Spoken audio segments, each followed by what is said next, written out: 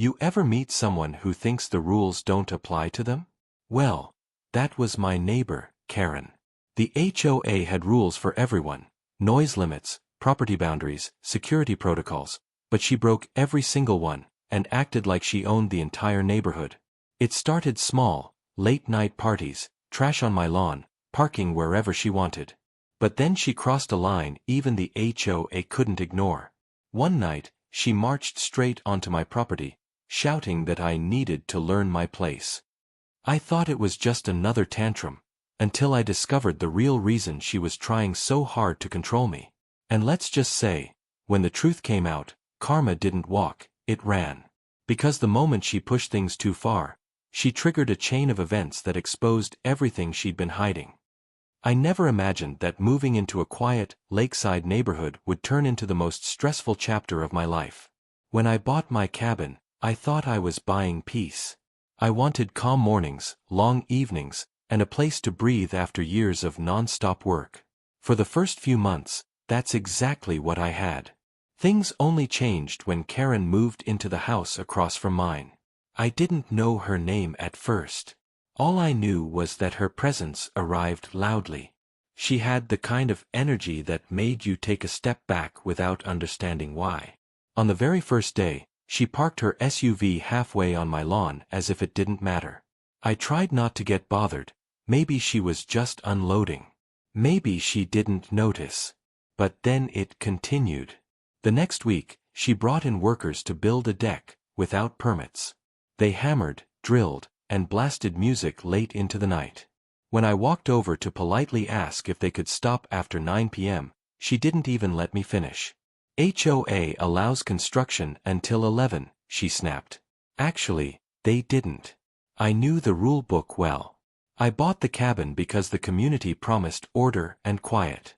Still, I didn't argue. I walked away, uncomfortable, confused, and hoping it was a one-time thing. It wasn't. Trash piled up around her driveway. Empty boxes, plastic bags, food containers, things the wildlife immediately dragged into everyone else's yards. She had late-night parties, cars blocking driveways, loud guests wandering onto other properties. Then one morning, I found her dog roaming near my back porch, digging up the stones I had laid out for my small garden. I guided the dog back gently and knocked on Karen's door. She answered like I had personally offended her. "What now?" she said. Your dog was in my yard. Just wanted to let you know." She rolled her eyes. "He can go wherever he wants. He's friendly." "Right, but my yard." She shut the door in my face. That was the first moment I felt a little knot form in my stomach. The kind you get when you realize something is not a misunderstanding. Something is wrong. Still, I tried to avoid conflict. I reported nothing. I didn't complain to the HOA. I just went back to my quiet routine, hoping things would settle. But she escalated. One afternoon, I came home to find her SUV completely blocking my driveway. Not partially, completely.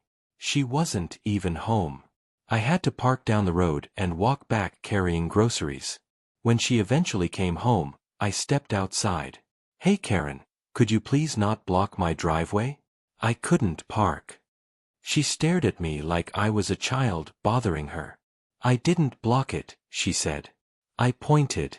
"Your car is right there. You can get around it if you try." I couldn't. Nobody could.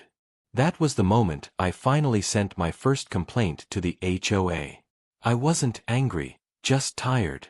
I wrote a short message, nothing dramatic, just explaining the parking issue. I didn't even mention all the other things. 2 days later, I got an email back saying the HOA had warned the neighbor. That same evening, a loud knock shook my front door. It was Karen. She wasn't yelling. That alarmed me more. Her voice was low, sharp, controlled. "You went to the HOA about me?" "I just mentioned the parking because that's harassment," she interrupted. "No. It's just a rule." "I know the rules better than you," she said, leaning closer. "And if you think you can get rid of me, you're wrong. You're new here. You don't get to complain. I've lived in HOA communities my entire life. I didn't respond. I didn't know how to respond. She walked away with a smirk. The next morning, I found fresh tire marks across my lawn. Big, deep ones. As if someone intentionally drove over the grass again and again. I didn't need cameras. I knew exactly who did it. I told myself I wouldn't get dragged into her games. I took pictures, repaired what I could, and stayed quiet. Silence felt easier than conflict. A week passed calmly, almost suspiciously calmly. Then came the moment everything changed. One night, while I was cleaning up after dinner, I heard loud banging outside. Not knocking, banging. Heavy, angry. I stepped onto the porch and saw Karen standing there, shaking with rage. You think you're better than me? She shouted. What? You told the HOA about my dog now? About my deck? About my trash? I had reported none of those things. What are you talking about? I asked. They came to my door today. They said they had multiple complaints. That's you. I didn't report anything, I said. She didn't believe me. She stepped forward, jabbing her finger at my chest. You're a liar. You're trying to get me fined. But you don't know who you're messing with. Before I could respond, she turned around and stormed across my yard, cutting directly through the flowers I had planted. That night, I realized something important. She wasn't careless. She wasn't messy. She wasn't oblivious. She was intentional. She believed the rules were beneath her. And she believed intimidation would keep everyone quiet. I went to bed uneasy, replaying her voice in my head. But I had no idea that this was just the beginning. Because within the next few weeks, Karen would break almost every HOA rule on record. And I would discover why she was so desperate to deflect blame. And when the truth finally surfaced, everything she had done came back for her, harder and faster than she ever expected. After that night on my porch, I expected Karen to calm down. Usually, when someone explodes like that, they burn out. They cool off. They find someone else to bother. But Karen wasn't that type. She didn't burn out, she reloaded. Within a week, she declared a silent war on me. Not openly, not directly, but in dozens of small, deliberate ways. Ways that made me question myself, my sanity, and even my decision to move to the neighborhood. It began with the mailbox. One morning, I walked outside and noticed my mailbox door hanging open, swinging gently in the breeze. I brushed it off. Maybe the mail carrier forgot to close it. But then the next day, it was open again. And the next. And the next. By day 6, I knew it wasn't a coincidence. Then came the trash. I had sealed my garbage bags completely the night before, but by the next morning, the bin was open and the bags were torn apart, scattered across my driveway like someone had intentionally dumped them. Not animals. Not wind. Someone. I picked everything up, washed the driveway down, and stayed quiet. I didn't want to give Karen the satisfaction of seeing me react. But she wasn't done. A few days later, I noticed a noise behind my cabin, a metallic scraping sound. I stepped outside and found her son, a teenager, riding his dirt bike across my backyard. Now, I didn't normally confront kids. But this wasn't an accident. He wasn't just passing through. He was riding in circles, grinding the wheels deep into the grass, tearing up long patches of dirt. I walked closer. Hey, please stay off my property. He revved the engine loudly before speeding past me, splashing mud across my shoes. 10 minutes later, Karen marched onto my yard like she owned it. Don't you talk to my son, she shouted. He has every right to ride here. In my yard. This neighborhood doesn't belong to you, she snapped. Stop acting like it does. I wasn't angry, I was stunned. The entitlement in her voice didn't just sound confident, it sounded rehearsed, practiced, like she'd used that line her whole life. I'm asking politely, I said. Just keep your son on your property. Karen stepped closer, her face inches from mine. "You need to learn your place." And then she walked off. The phrase sat with me the rest of the night. That wasn't normal neighbor conflict. That wasn't annoyance or frustration. That was something deeper. Something about control. Something about power. That weekend, I finally reached out to the HOA. I wrote a long email explaining everything so far: the dogs, the trash, the driveway, the yelling, the trespassing. I tried to sound calm and factual. I wasn't trying to start a war. I just wanted peace. I got a reply from the HOA president later that evening: "We have received multiple complaints about this resident. We will investigate and take appropriate action." Multiple complaints. That stopped me.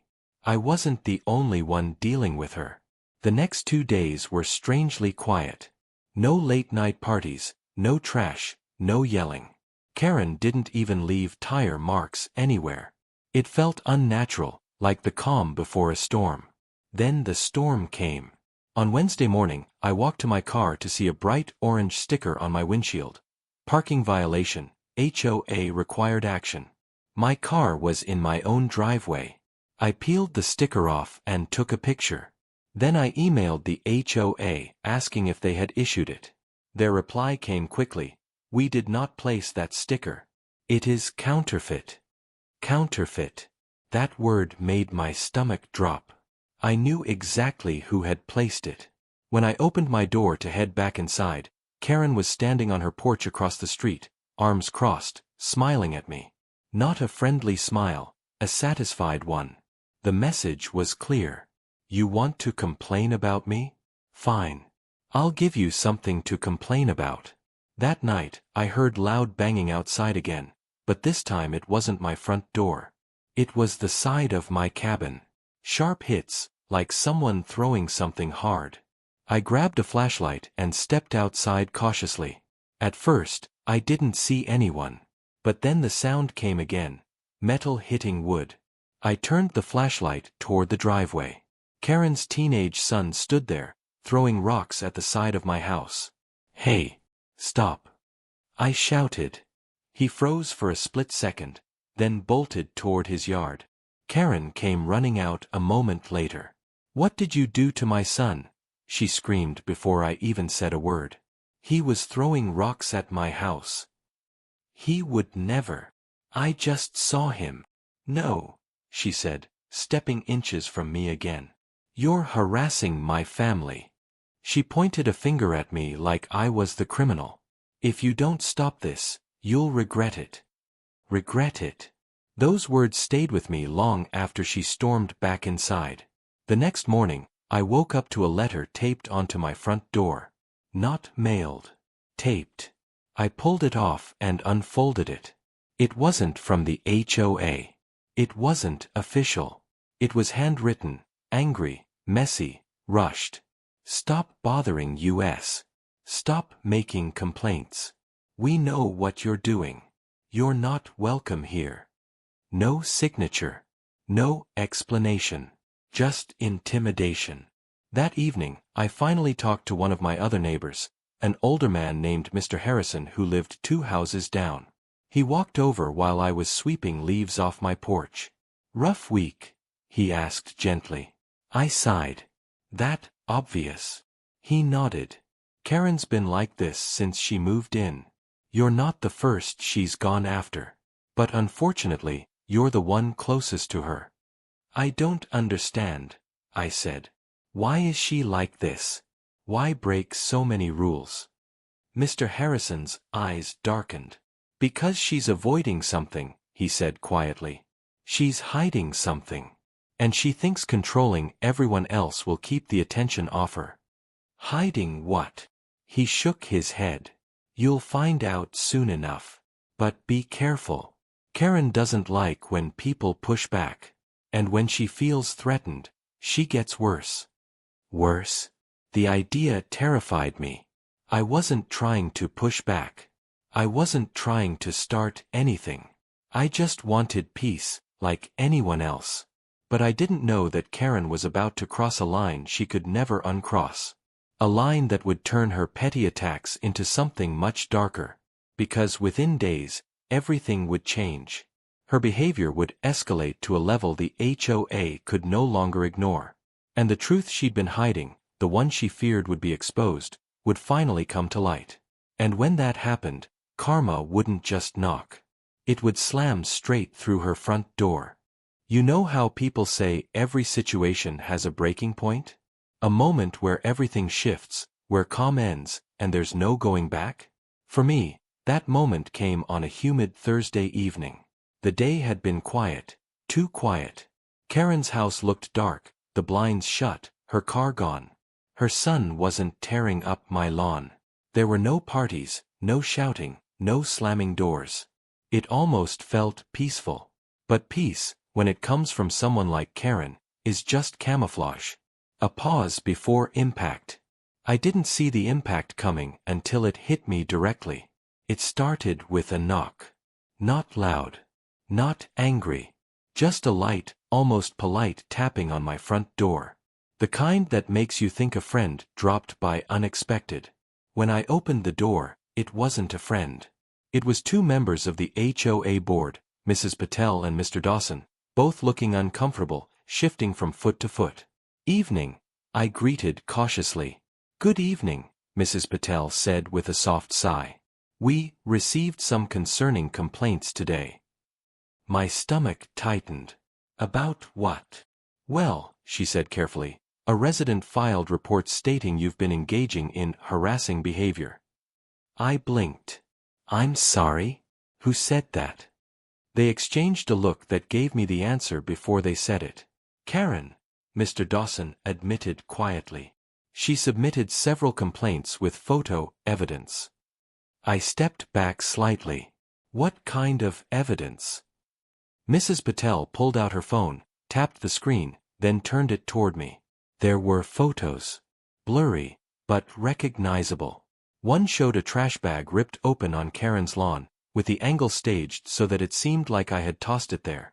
Another showed a car, not mine, parked crookedly in her driveway with a timestamp edited in the bottom corner. There was even one photo where a shadowy figure stood near her window at night. It wasn't me. It didn't even look like my build. But the caption she had submitted read, "This is him. He watches my house." I felt anger bubbling behind my ribs, but I kept my voice calm. "These are fake. You know they're fake." "We suspected that," Mr. Dawson said. "That's why we came in person before escalating anything." Mrs. Patel nodded sympathetically. "We've had issues with her before. You're not the first." "What do you need from me?" I asked. "Just patience," she said. "We're investigating. And we'd advise you to install cameras to protect yourself." Cameras.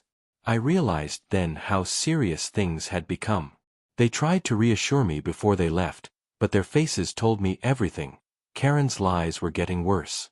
More organized. More targeted. And something about the timing bothered me. Why did she push this so suddenly? Why escalate so aggressively?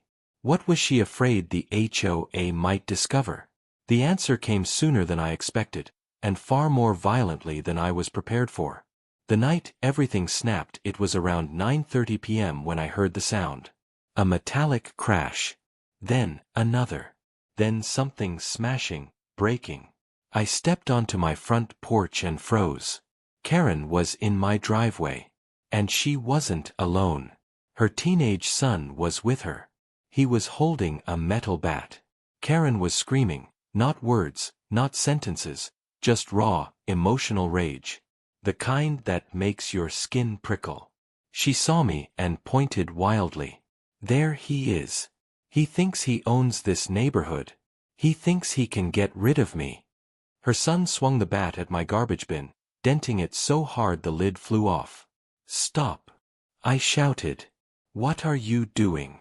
Karen marched toward me, her face twisted with fury. "You complained again. The HOA came to my door today. You just can't stop, can you?" "I didn't file anything this week." "Liar!" she shrieked, her voice cracking. "You're trying to destroy me." Her son took another swing, this time hitting the post at the end of my driveway, cracking the wood. "Karen, get off my property," I warned. "You're going too far." "Too far?" she screamed. "I'll show you too far." Before I could react, she shoved past me and headed straight toward my porch. Her son followed, gripping that bat with both hands. The fear hit me then. It wasn't fear of property damage or harassment. It was fear of what they might do next. Fear of how far Karen was willing to go to protect whatever she was hiding. I reached for my phone. "Don't you dare call anyone," she yelled. But I already had 911 on the screen. I didn't get a chance to hit call. Her son swung the bat again, and this time it hit one of my porch railings, splintering it. That's when something snapped inside me. "That's enough." I shouted louder than I had ever shouted in my life. My voice echoed across the street. Karen froze. Her son stopped mid-swing. For a moment, everything was silent. Then Karen started laughing. Not a normal laugh, a broken one. A laugh soaked in bitterness and fear. "You think the HOA will protect you?" she shouted. "They're after me. They're investigating me for something I didn't do." Something she didn't do? A new thought struck me. What if Karen wasn't just angry? What if she wasn't just entitled? What if she was desperate? Before I could say anything, headlights appeared at the end of the street. A black SUV. Then another behind it. Then a third. They weren't police.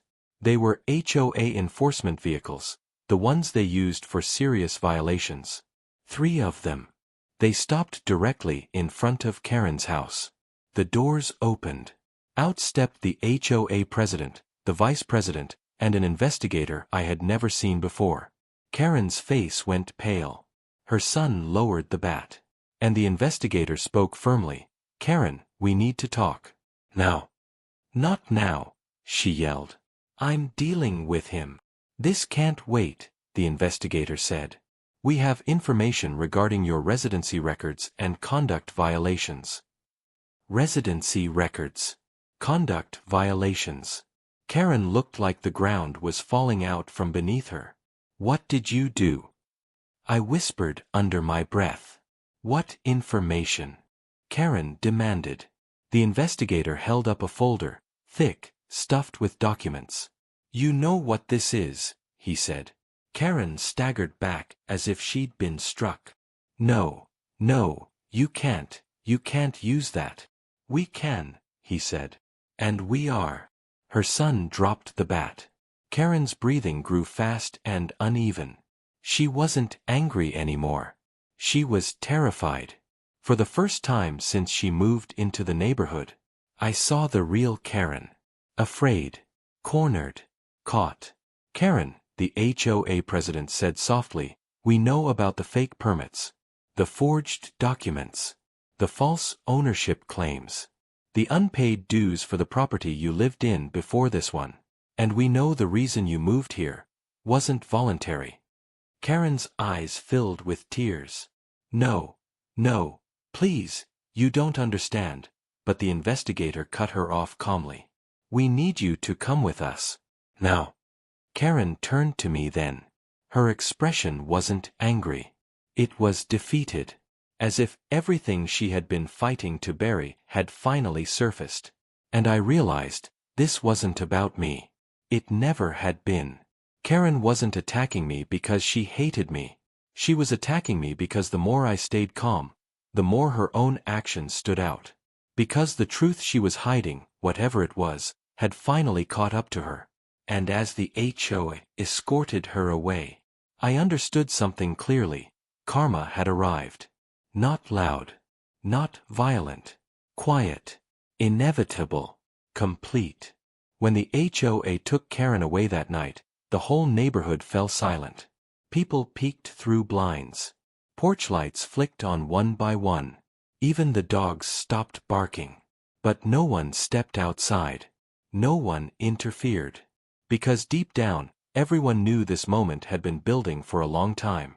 I stood in my driveway, staring at the dented garbage bin and the wooden railing her son had shattered. The adrenaline still buzzed under my skin, but everything else felt strangely still. The HOA president, Mr. Whitaker, walked toward me once Karen was out of sight. "You all right?" he asked. I nodded slowly. What was that? What did she do?" He exhaled, the kind of long breath someone takes when they've been holding in more than they want to admit. "It's a long story," he said. "And legally, there's only so much we can say. But you deserve to understand the basics." We sat on my porch steps, or rather, the steps that were still intact, and he explained everything. And suddenly, Karen's behavior made sense in a way it never had before. The past she tried to outrun according to the HOA, Karen hadn't simply moved to our neighborhood. She had fled to it. Her previous community, another HOA-managed neighborhood about 40 minutes away, had permanently revoked her residency rights. Not just because she broke rules, but because she forged documents to get out of thousands of dollars in fines. Noise violations, property damage, illegal construction, false reports against neighbors, threatening behavior, even accusations of aggressive confrontations with children. And when the HOA confronted her there, she didn't just argue. She forged signatures, faked emails, submitted altered photos, claimed she was the victim of harassment, the same tactic she tried with me. Eventually, the HOA filed a civil case. Karen disappeared before the court date. "She left overnight," Mr. Whitaker said quietly, "packed everything in a rental truck and vanished. She reappeared 3 months later in our lakeside community, under a different version of her name. She changed it just slightly," he explained. "Enough to confuse background checks unless someone looked closely. They had no reason to suspect her, until complaints started piling up again. And not just mine. Neighbors down the road complained about her dog. Someone else complained about damage to their fence. Another accused her of dumping trash in their bins. And multiple reports claimed she had been filing complaints under fake names. It was all too familiar," the HOA president continued. "Same patterns. Same behavior. Same escalation." Once they dug into her residency application, the inconsistencies became impossible to ignore. The forged documents. The unpaid fines from her previous community. The suspiciously edited photos she'd been submitting. And then the biggest issue of all, she wasn't legally allowed to buy or lease a property under an HOA jurisdiction until her previous case was resolved. "She knew that," he said. "Which is why she tried so hard to silence anyone who complained. Your existence threatened her. Not because you did anything wrong, but because you followed the rules." I sat with that for a moment. Karen hadn't hated me personally. She had hated what I represented, someone she couldn't manipulate. Someone she couldn't intimidate. Someone who might accidentally expose her. "She went after you because you didn't react," he said. "People like her need someone to blame. Someone to fear them. Someone to fight back so they can play the victim." He paused. "But you didn't play her game. And that's what made her unravel." "Her son's role," I asked about the teenager, "her son." Mr. Whitaker sighed. "He's not a bad kid," he said. "He's conditioned. He's grown up watching her lie, explode, manipulate. He's never had stability." That hit me harder than I expected. All the times I've been angry at him, the dirt bike, the rocks, the bat, I never considered what it was like inside his home. What kind of environment teaches a kid to pick up a weapon for an adult's grudges? "Will he be okay?" I asked quietly. "I hope so," he replied. The aftermath, the HOA told me they were placing Karen on immediate suspension, meaning she had no legal rights within the community. No voting privileges. No access to facilities. No ability to contest complaints. And she was facing mandatory removal pending the final review and her court obligations. But that wasn't the end. Not even close. Because the next morning, I woke up to something I didn't expect. At 7:15 a.m., someone knocked gently on my door. When I opened it, Karen's son stood there alone. No bat. No hostility. Just a scared kid with red eyes and trembling hands. I'm sorry, he said quietly. For a moment, I couldn't speak. I didn't mean to hit your house, he continued. I didn't want to. She told me to make you scared. His voice cracked. She always says everyone's against her. She makes me help so she doesn't get in trouble. I exhaled slowly, the anger from last night melting into something else, something more complicated. It's okay, I said softly. You're not in trouble with me. He nodded, wiping his eyes quickly. They're taking her somewhere today, he whispered. The HOA people. And some other people from the court. He looked terrified, fragile, unsure how to exist without someone pulling his strings. If you need anything, I found myself saying, let me know. He nodded again, then hurried away. I closed the door slowly, processing everything. And for the first time, I felt something I never expected to feel toward Karen. Pity. Not forgiveness. Not sympathy. But a quiet understanding that sometimes the biggest disasters in life don't start with cruelty. They start with fear. Fear of consequences. Fear of losing control. Fear of being exposed. And Karen had built her entire identity around control. The illusion of power, the performance of dominance, the constant need to be right, to be feared, to be unchallenged. When that illusion cracked, everything collapsed. The HOA's final visit later that afternoon, the HOA returned to give me an update. Karen was being served with legal documents. She was being removed from the neighborhood. The court was reopening her previous case. And she was being evaluated for mandatory behavioral intervention due to her escalating confrontations. And what about us? I asked. What happens now? Mr. Whitaker looked around, at the damaged railing, the dented bin, the scattered debris. You focus on healing, he said gently. We'll take care of the rest. And they did. But the story wasn't over yet.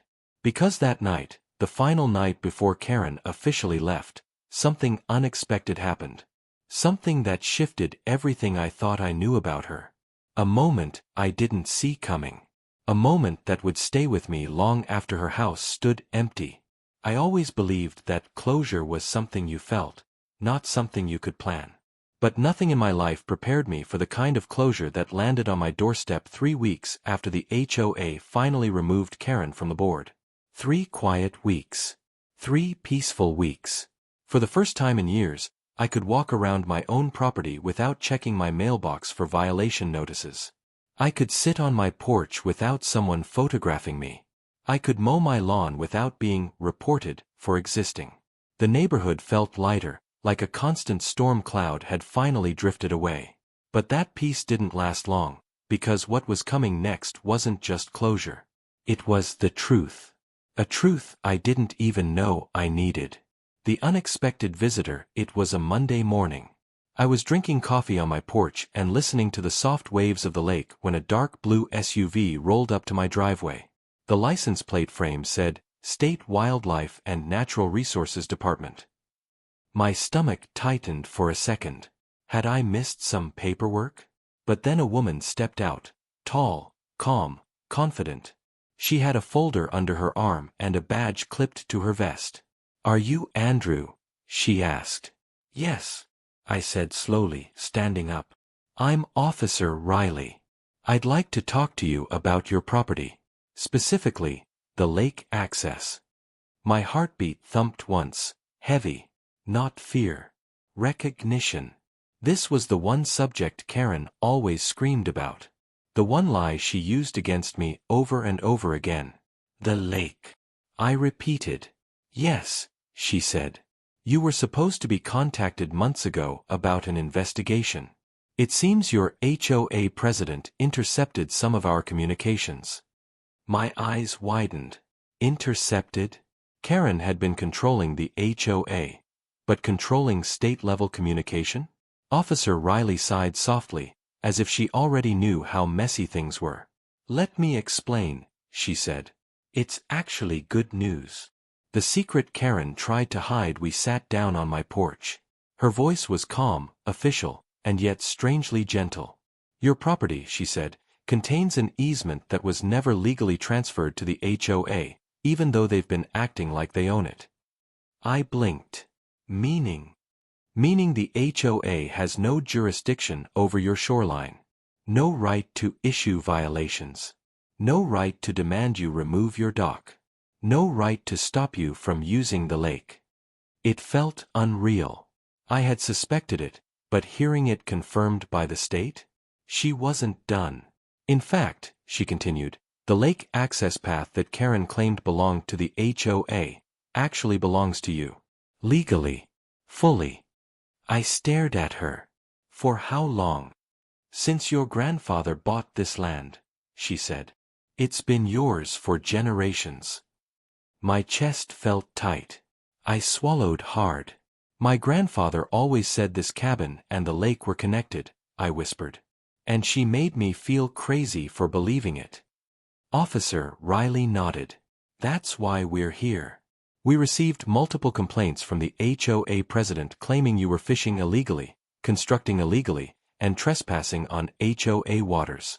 She insisted we shut you down." A cold chill ran up my spine. "She filed state-level reports about me?" "Quite a few," she said. "But when we started investigating, we realized every claim was false. In fact, it was clear she was trying to take the lake access for the HOA, and likely for herself." I rubbed my forehead, overwhelmed. "All this time," I murmured, "she wasn't enforcing rules. She was trying to steal my land." What Karen didn't know. Officer Riley continued flipping through her folder. "There's something else," she said. "Before the HOA existed, your family signed an agreement with the original community developers. It stated that your property is exempt from any future homeowners association unless you personally opt in." I froze. "Exempt?" "Yes," she said. "Completely. You were never legally part of the HOA to begin with." The world seemed to tilt. All the violation letters. All the threats. All the fines. All the harassment. All of it was based on something that wasn't even legally enforceable. I wasn't just free now. I had always been free. And Karen never had authority over me at all. My laugh came out shaky, disbelieving. "So you're telling me," I said slowly, "that for 2 years I was bullied for breaking rules that didn't even apply to me?" "Unfortunately, yes," Officer Riley said softly. "But that's exactly why there is now an open case regarding misuse of authority, fraudulent reporting, and property interference. And we needed your statement." I leaned back in my chair. "I'll give you everything," I said. "Every email. Every letter. Every recording. Every notice she posted on my door." She nodded. "We'll take all of it." The moment everything turned, they left with copies of everything I'd saved. Every petty violation. Every aggressive voicemail. Every attempt she made to control my property. For the first time, I felt the weight lift off my chest, not just as relief, but as justice finally waking up. 2 weeks later, a thick envelope arrived in my mailbox. Inside was an official notice. Karen had been permanently barred from serving on any homeowners association in the state. Not suspended. Not temporarily removed. Barred. For life. Then I flipped the page. There was more. She had been fined for filing fraudulent environmental reports. She was ordered to pay restitution for harassment. And she was being investigated for trying to illegally claim lake property rights. I sat there on my porch, letter trembling in my hands, air heavy with disbelief. This wasn't petty revenge. This wasn't a dramatic showdown. This was something deeper. This was every lie finally catching up with her. Every manipulation finally exposed. Every abuse of power finally punished. Karma didn't just hit fast. It hit accurately. The final conversation I never expected. A month later, I was walking back from the lake when a small white car pulled up next to me. Karen stepped out. For the first time in years, she wasn't shouting. She wasn't holding a clipboard. She wasn't wearing that smug expression. She just looked tired. "Andrew," she said quietly, "can we talk?" I looked at her for a long moment. Not angry. Just done. "What do you want?" Her eyes were red. She looked small, like someone who finally realized the size of the chaos she created. "I lost everything," she whispered. "My board position. My reputation. My job. My community. All because I thought the HOA should control your land. I thought I was protecting the neighborhood. I thought." "No," I cut her off gently. "You weren't protecting anything. You were controlling everything." She looked down. "I'm sorry," she whispered.